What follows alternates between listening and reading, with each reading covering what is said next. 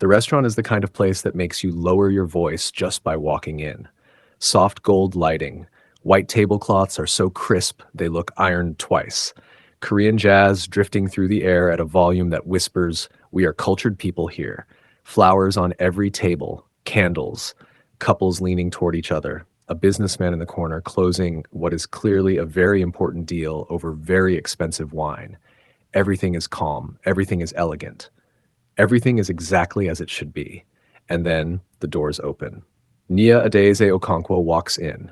She is dressed as a clown, not a costume shop clown, not a half-hearted clown, a committed, fully assembled, no detail overlooked clown.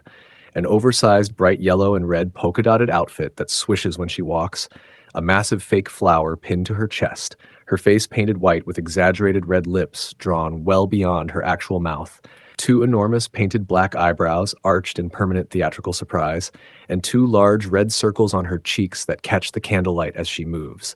Her shoes, large, red, slightly squeaky, announce each step before she takes it. On her head, a small multicolored wig sitting at a slight angle above her own natural black hair peeking out at the edges. She is chewing gum. She is chewing it with the full commitment of someone being paid per chew. Slow, rhythmic, deliberate, the kind of chewing that has a philosophy. She pauses just inside the entrance, scanning the room, and a bubble appears. It grows. It becomes ambitious. It becomes, in the context of everything else happening on her face, genuinely extraordinary. Pop. She catches it back with her tongue without blinking. The hostess, who has greeted 1,000 guests and been trained for every contingency, has no prepared response for this. She smiles anyway. Nia smiles back. The painted red lips stretching into something massive, already building the next bubble. Then she spots him. Tunde, nervous, well-pressed, sitting at a table near the window, already halfway through his water glass. Nia takes a slow breath. It is time to be catastrophic. She walks toward him. The squeaky shoes announce her approach. Every head in the restaurant turns. The bubble reaches full size just as she arrives at the table, and when it pops, she peels off a small piece, reaches up and uses it to pin back the edge of her multicolored wig that is tilted slightly in transit. Just press it there. Pats it once. Done. Tunde watches this happen. He sits back down the way a man sits when his brain needs a private moment. "You must be Tunde," she says, opening her menu without looking at him. "Yes, and you're Nia." "Nia Adaize Okonkwo, third of 4 children. I am the difficult one. I'm telling you now." She asks if he sleeps on his back or his side. Geometric compatibility before the waiter has even appeared. She tells the waiter her definition of medium spicy is what most people call a medical event. She informs Tunde she speaks 5 languages: English, Igbo, French, Korean, and manipulation. She produces a notebook, writes something in it while looking at him. When he asks what she wrote, observations. She flags down the waiter to report that the window feels drafty. It is a sealed window in a Michelin-starred restaurant. She reports it anyway. 17 minutes after sitting down, Tunde excuses himself. He does not return. His jacket remains on the chair. He made a calculation, and the jacket was lost. Nia watches him go, nods, picks up his bread roll. Her phone buzzes. "Zainab, legendary. Also, you have gum in your wig." Nia reaches up. "Find it." Types back, "I know. It was holding a piece." "A piece of what?" That was either the most terrifying or the most entertaining thing I have ever witnessed. The voice comes from directly behind her, low, steady, doing a very poor job of hiding that it is amused. Nia turns slowly. The man at the next table has not touched his food. His fork is exactly where he set it down, she estimates, 15 minutes ago. He is looking at her. The painted face, the polka dots, the squeaky shoes, the gum, with the expression of someone who has lost an argument they never agreed to have. She looks at his untouched plate. Look at him. Look back at the plate. Blows one final bubble. Pop. "Can I help you?" Who is this man? Why has he been watching a woman dressed as a clown for 15 minutes? And why does he look at her, painted face, borrowed bread roll, gum in her wig, like she is the most interesting thing he has seen in years? Stay with me. Because what he's hiding will change everything. If you're already hooked, hit like and drop where you're watching from, because I promise it only gets better from here. To understand what Nia Adeze Okonkwo was doing in that restaurant with gum in her hair and someone else's bread roll in her hand, you have to understand where she comes from.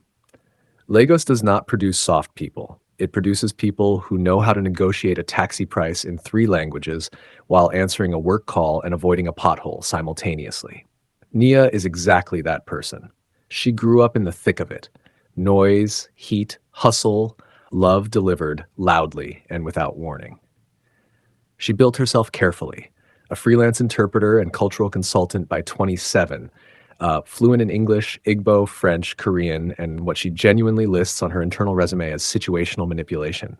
She has a small apartment she is unreasonably proud of, a client list that took 4 years to build, and a savings account she checks every Sunday morning with the quiet satisfaction of someone who earned every figure herself.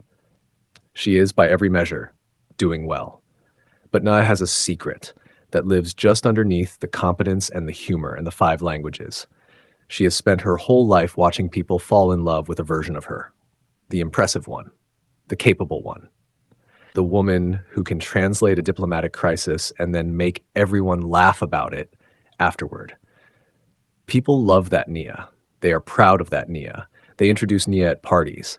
Nobody has ever loved the other one, the one who steals bread rolls, the one who chews gum as a personality, the one who is, under all the sharpness and skill, a little bit chaotic and a little bit scared and completely unwilling to admit either. So she protects that version of herself by never showing her, especially not to men her mother has selected. Mama Okonkwo must be discussed. She is 57 years old from Anambra State, currently resident in Lagos, where she sells fabrics in the market with the energy of someone who has never once in her life been tired. She knows everyone's business before they know it themselves. She has opinions about everything, feelings about most things, and exactly zero hesitation about expressing both. Her position on Nia's marital status is not that she is worried. Worry implies uncertainty.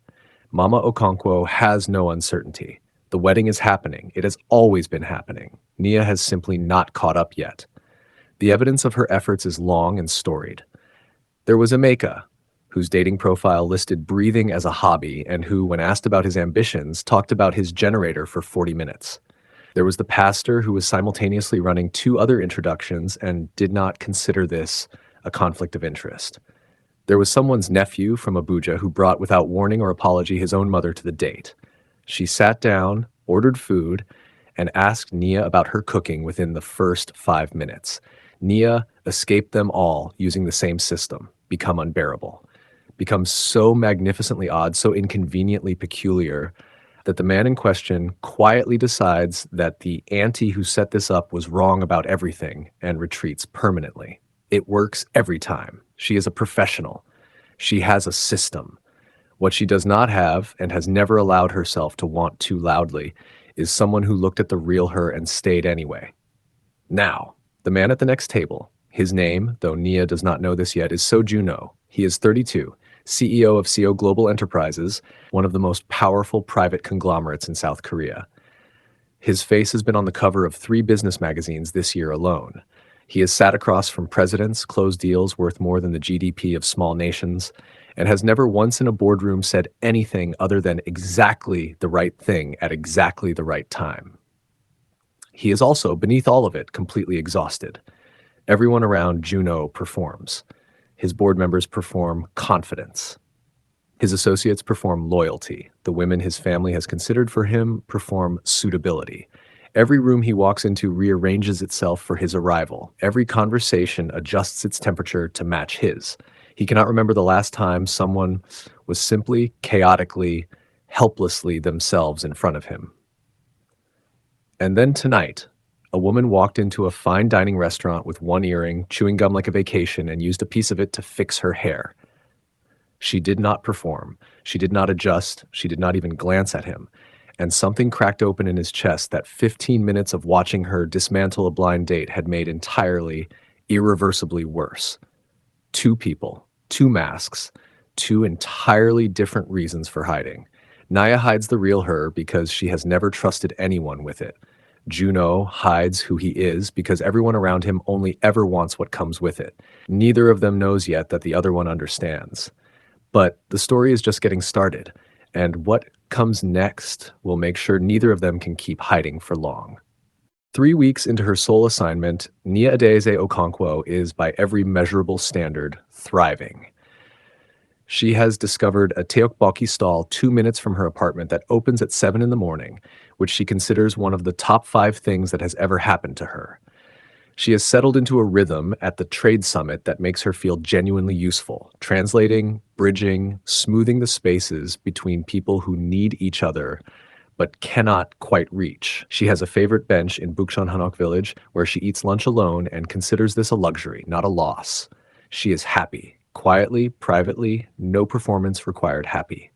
Her phone rings on a Tuesday morning while she's doing exactly that, sitting with her teobokki, watching Seoul go about its business, bothering no one. It is Mama Okonkwo. Nia. His name is Tunde. He is an engineer. He is based in Seoul. Can you imagine Seoul? God is a planner. His auntie Sister Ngozi is in my Tuesday Bible study. He has a car. He is tall. Nia sets down her teokbokki slowly. Mummy, I am working.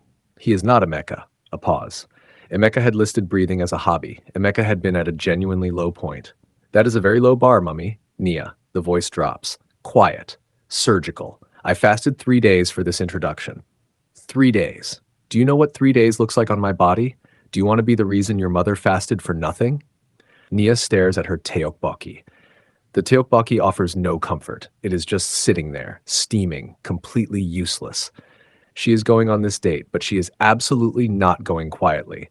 She calls Zainab before the phone has even left her ear from the previous call. She fasted, Nia says. 3 days. 3 days. Nia. Zainab's voice sharpens with the focus of a woman who has been waiting for this exact phone call. Listen to me. You are in a foreign country. Nobody knows you. There are no aunties watching, no church members reporting back. This is your greatest opportunity. Go bigger.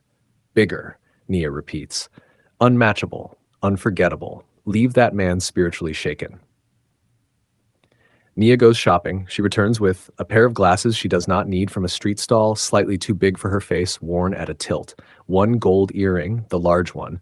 The right ear gets nothing. When asked, she will say the other one is resting. She finds her brightest yellow Ankara top, the one that is genuinely beautiful in any other context and has absolutely no business in a fine dining restaurant. She selects a perfume Zainab once described as a committed choice and sprays it with purpose. She finds a small notebook. The pages are completely blank. It is entirely a prop. It is the most important item she owns tonight. The plan is precise, 30 minutes maximum. Introduce maximum eccentricity. Deploy the notebook. Ask at least one question so strange that he cannot recover. Report back to Sister Ngozi's auntie as lovely girl, just not quite right. Walk away clean. She has done this 17 times. It has never failed. She is, in this specific discipline, a professional. Across Seoul, in a glass-walled boardroom 40 stories above the city, Juno is having a different kind of terrible Tuesday.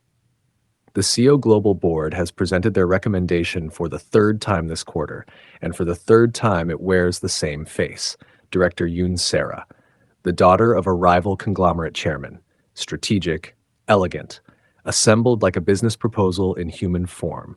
She shook Juno's hand at their introduction meeting with the precise firmness of someone closing a deal, and looked at him the way you look at an asset you have already mentally acquired. He needs air. He needs food. He needs one evening where nobody is performing anything for anybody. He tells his aide, Kwon Tae-yang, to book somewhere in Itaewon.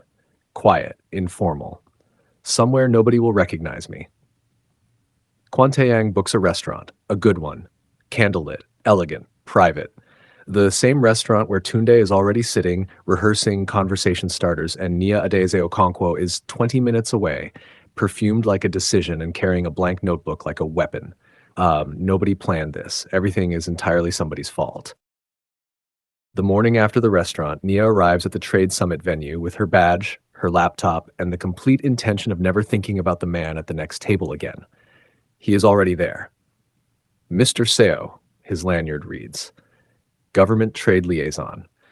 He is standing near the registration desk in a charcoal suit, talking to someone from the Korean delegation, looking exactly like a person who belongs in rooms like this. Nia looks at him. Look at her lanyard. Look back at him. She is not surprised. Seoul is a city of 10 million people, and she has now encountered this specific man twice in 12 hours, which is either coincidence or the universe being extremely unsubtle. Either way, she has work to do. She walks past him without stopping. He watches her walk past. He was mid-sentence. He loses it briefly, recovers, finishes the sentence. Kwon Tae-yang, standing 3 feet away, observes all of this and says nothing. His eyebrow, however, says quite a lot. The first real conversation happens an hour later.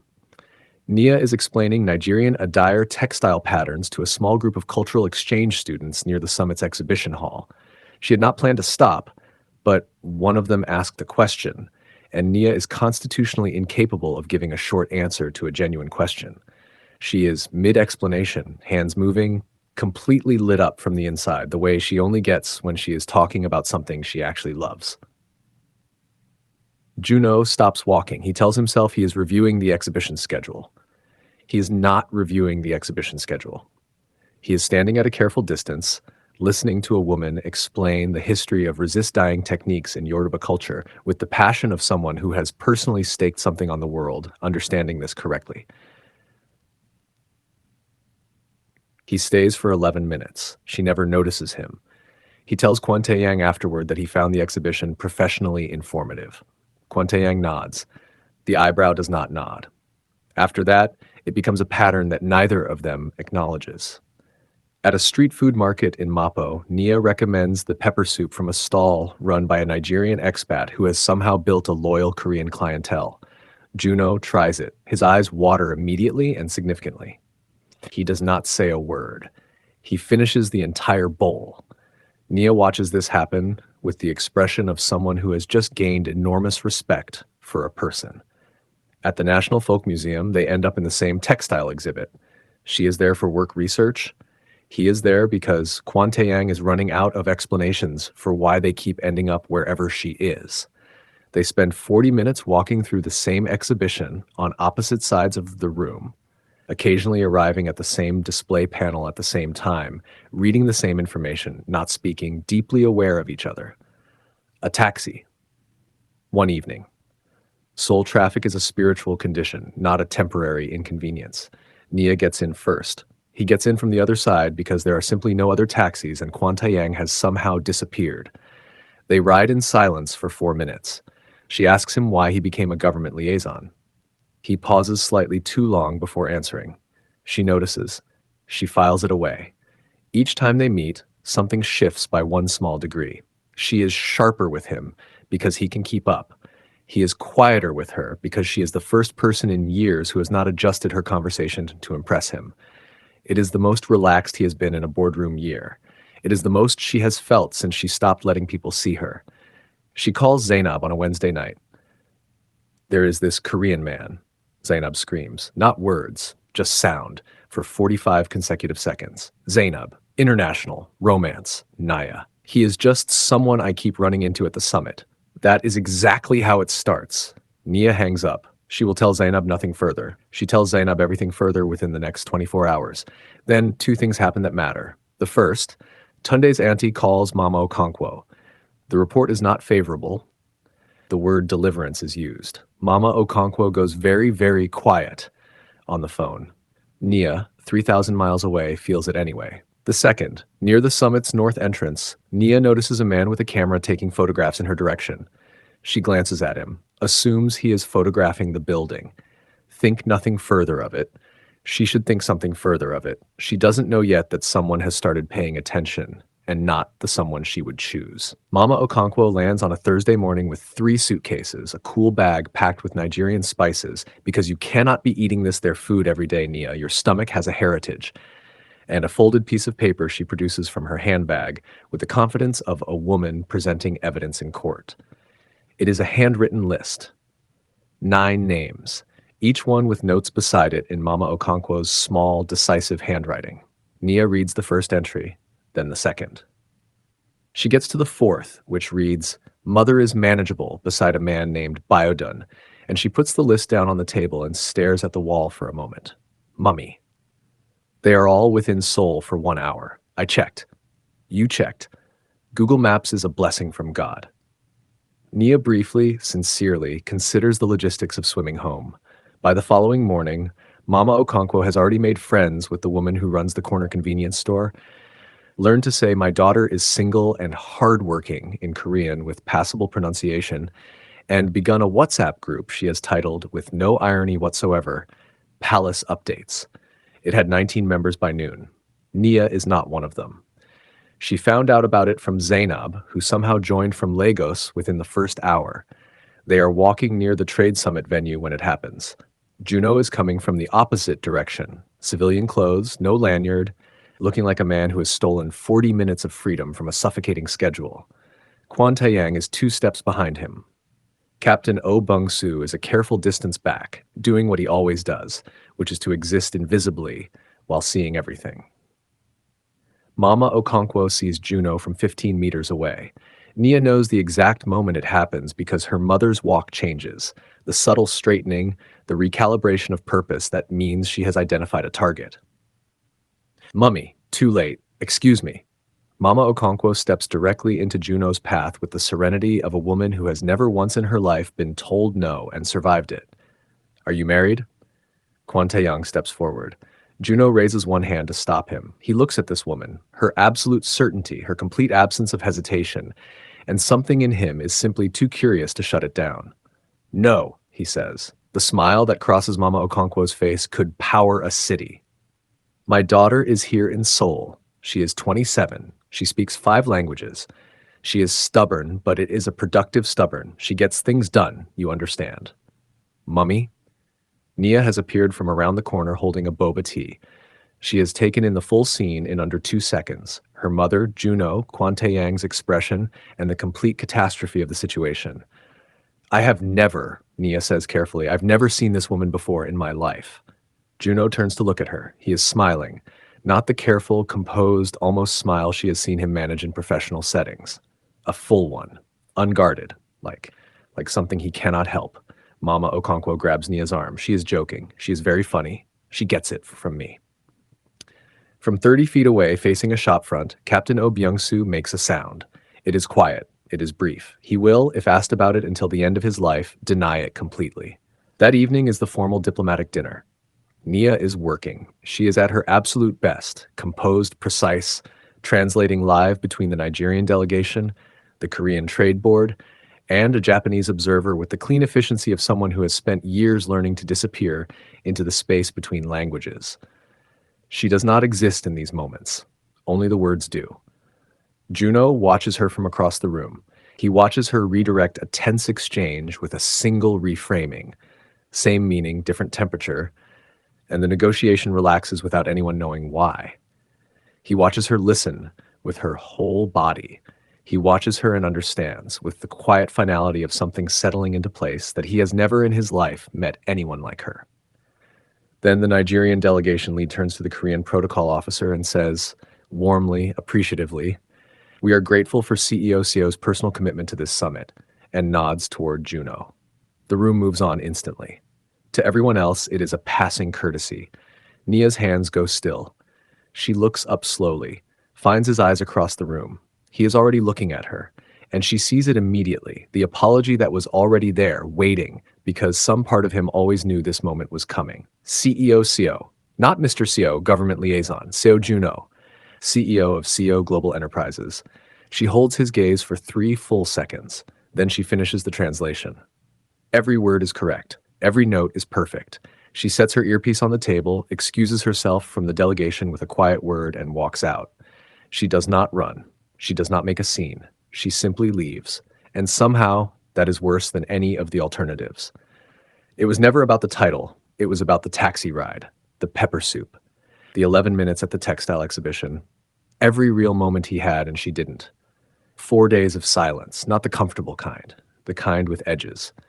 Nia is at the summit every morning, badge on, laptop open, doing her job with the complete professionalism of a woman who has decided that feelings are a private matter and work is a public one.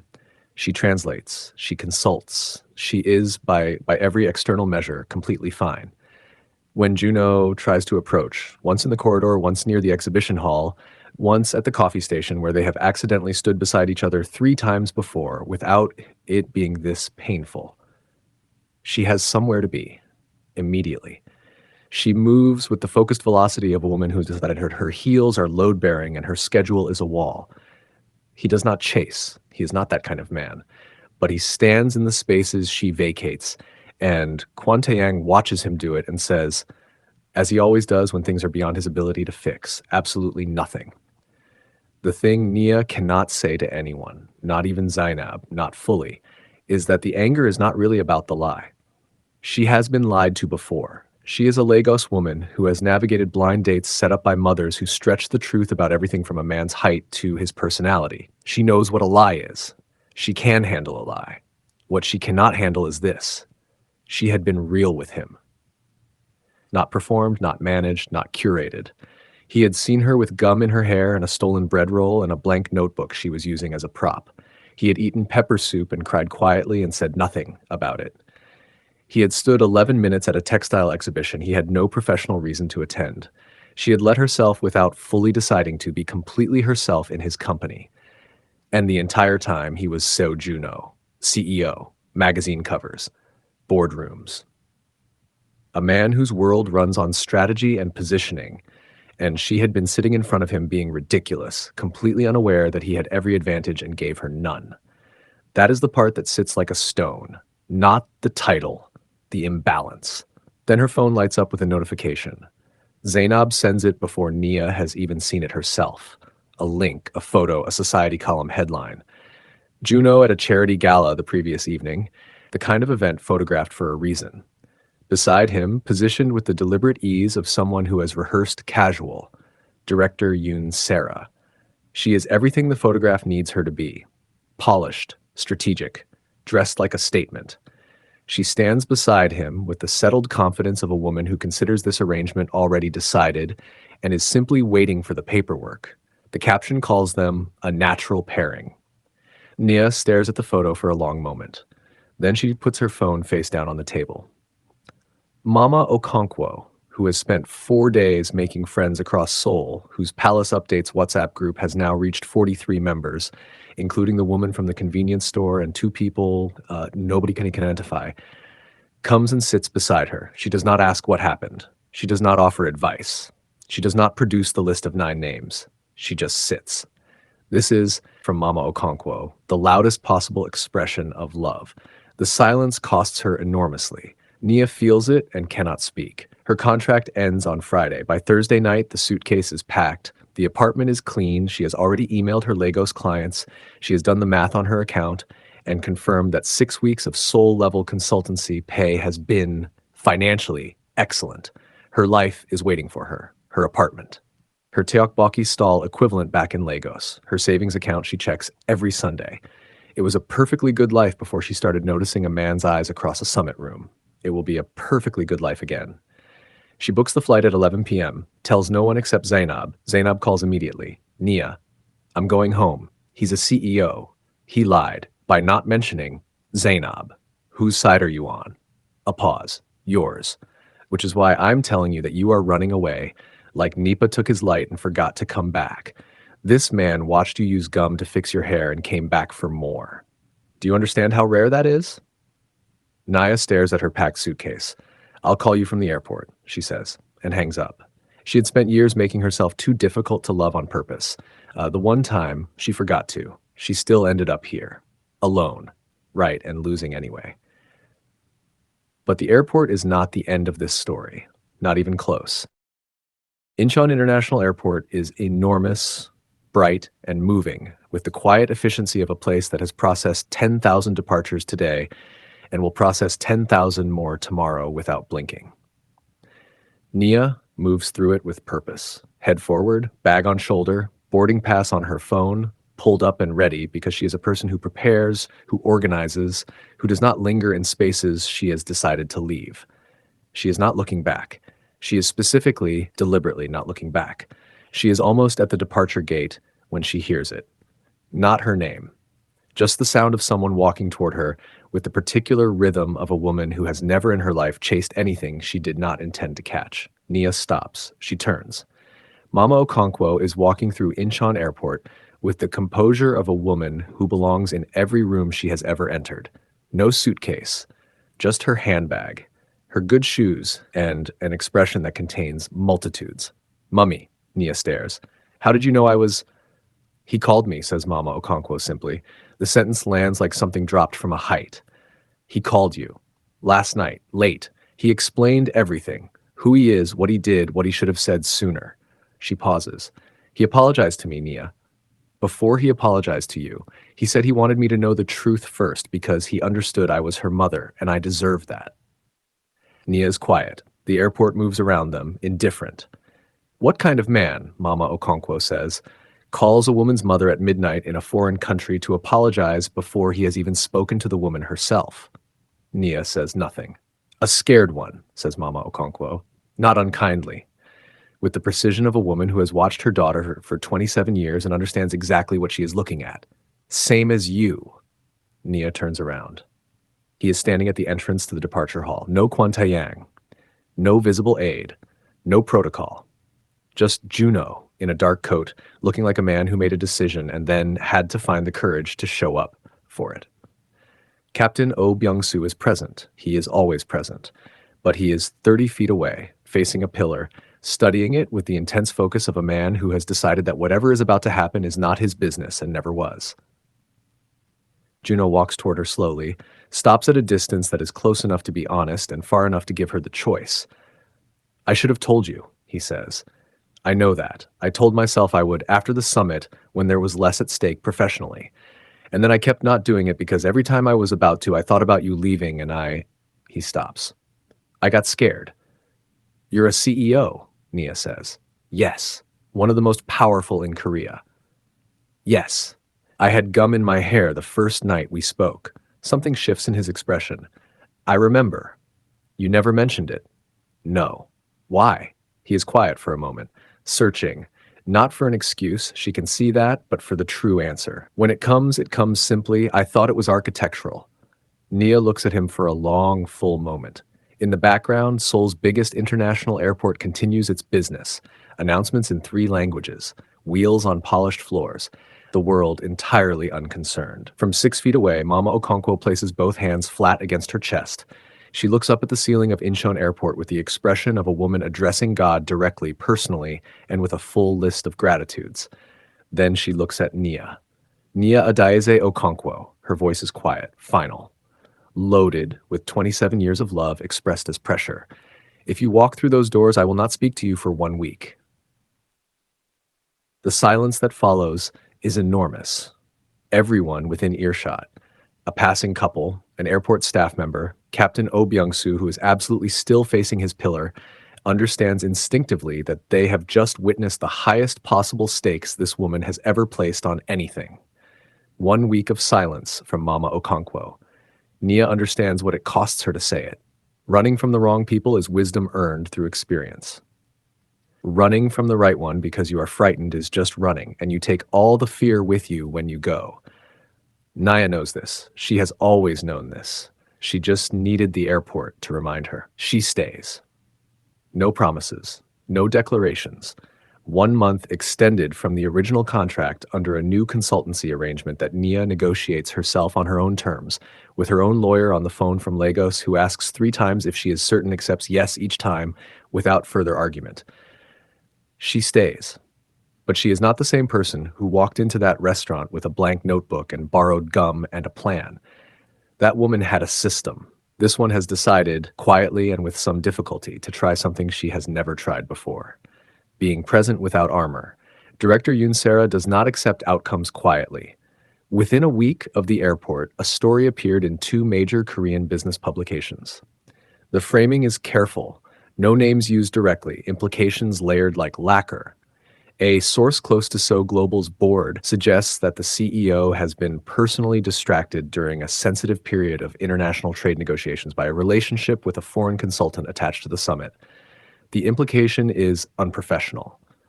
The timing is surgical. The author is unknown. The origin is not. The CO Global Board convenes. Juno is called into a meeting that uses the word optics 11 times and the phrase resolve the personal situation twice, in a tone that makes clear resolve has only one acceptable meaning. The language is polished. The message underneath it is not. Nia finds out the way she finds out everything she wasn't supposed to find out first, from Zainab, who sends the link at 7 in the morning with a voice note that is 40 seconds of pure outrage before becoming coherent. She reads the article once, twice. She is in the photo they have selected and circled. A summit photograph taken from a distance, standing beside Juno near the exhibition hall. It is, she notes to Zainab in a reply message, a genuinely terrible angle. This is not the primary issue. It is the one she mentions first, because the primary issue requires more than a text message to contain. She puts her phone in her pocket. She puts on her shoes. She takes the subway to the Seoul Global building in Gangnam, which is made entirely of glass and confidence, and she walks through the front entrance without an appointment. The lobby receptionist looks up. "I need to see Juno," Nia says, in Korean, clearly. The receptionist blinks.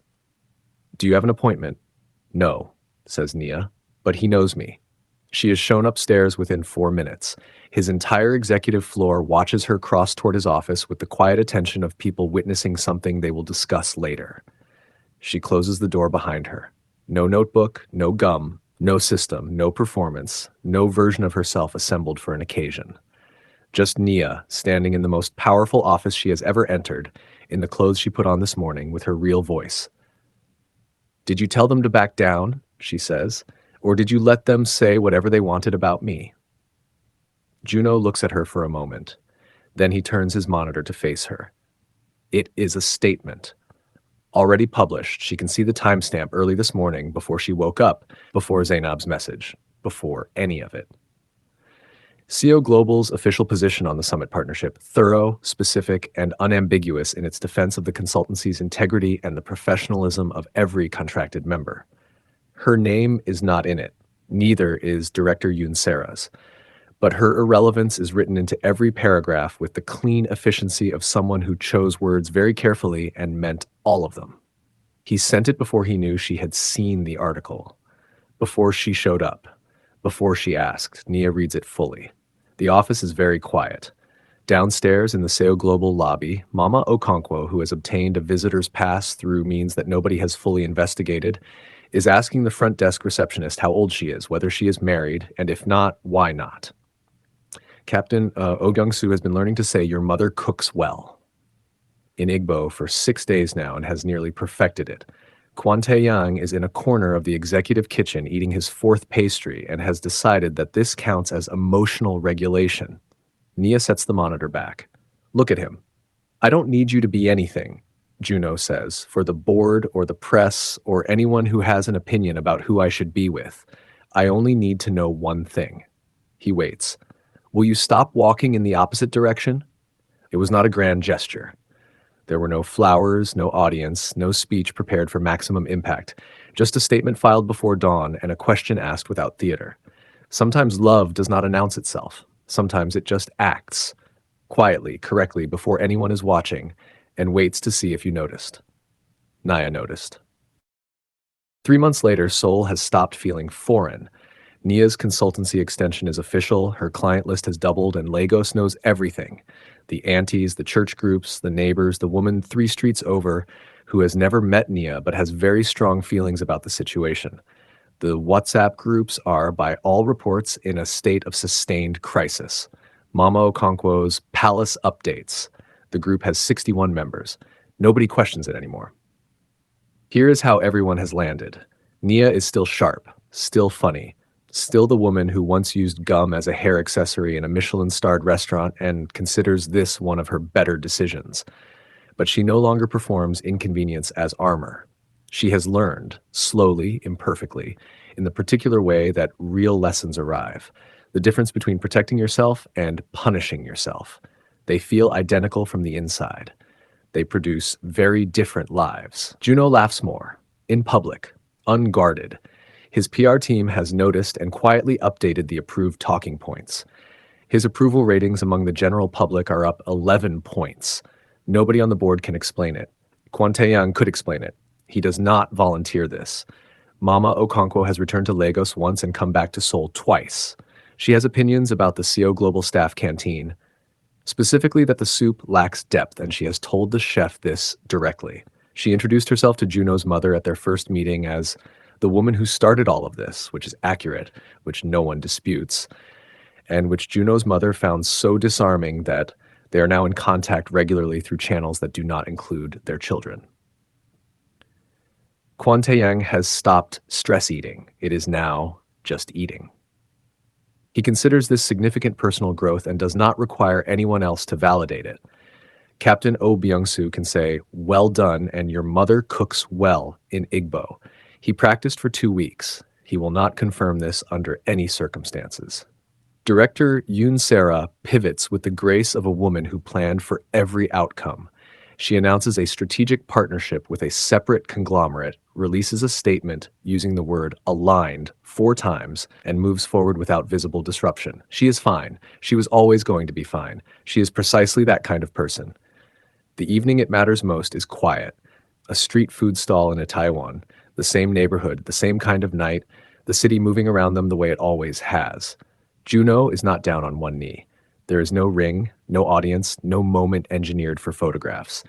He just looks at her and asks if she will stay. Not forever, not yet. Just longer. Stay and see what this becomes. Nia looks at him for a long moment. Then she reaches into her pocket, take out a piece of gum, hold it out to him. He looks at it. Look at her. Take it. Neither of them has done this before. It is somehow the most honest thing that has passed between them. "I'll stay," she says, "but I'm keeping the notebook." "I know," he says. "I assumed." Across the city, Mama Okonkwo is at a Seoul market, holding a bolt of fabric up to the light, explaining to 3 Korean grandmothers the correct way to assess thread count and why the current asking price is optimistic. Her phone buzzes, then again, then several times in quick succession, the palace updates notification tone, 47 messages since morning. At the top, Zainab, a voice note, 4 minutes long, labeled only NIA. Mama Okonkwo presses play. Her face does a complete journey, surprise, delight, laughter, the particular expression of a woman who has been proven right about something she was always going to be right about. She begins typing back with one thumb, her other hand still holding the fabric to the light, entirely in her element, entirely at home, 5,000 miles from Anambra State, and not the least bit lost. Some people spend their whole lives performing the version of themselves they think the world can handle. Nia Adeze Okonquo put on crooked glasses and borrowed gum and accidentally showed someone exactly who she was, and that turned out to be more than enough. It turned out to be everything.